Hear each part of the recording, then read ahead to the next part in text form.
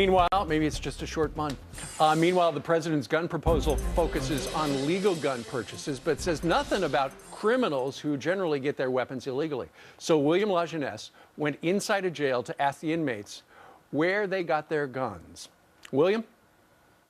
Well, background checks are designed to stop what are called prohibited possessors.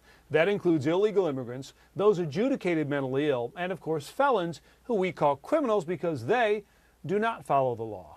Maricopa County Jail in Phoenix, Arizona. Isn't it hard for a person with a criminal record to get a gun? No. While Washington debates background checks for law-abiding gun owners, where do criminals get their weapons? Get it off the street pretty easy.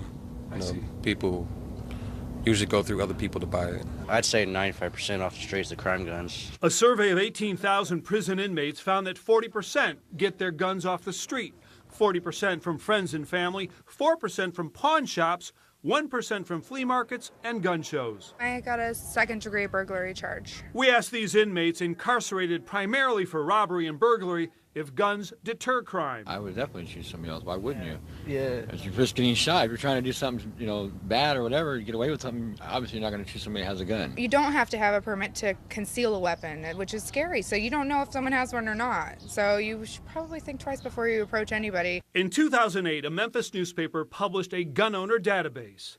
Following that, burglaries increased in zip codes with fewer guns and fell where criminals believed homeowners to be armed. If you knew a homeowner to be armed, would you avoid that house? Absolutely.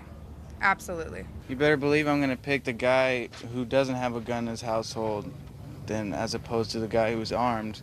Yeah. Because, to me, petty cash is not worth the risk of dying. Well, two things we know about felons. 84% used a gun to commit their crime, and 67%, according to the Department of Justice, will recommit another within 3 years, and for many a violent crime, but preferably, they say, against someone who does not own a gun.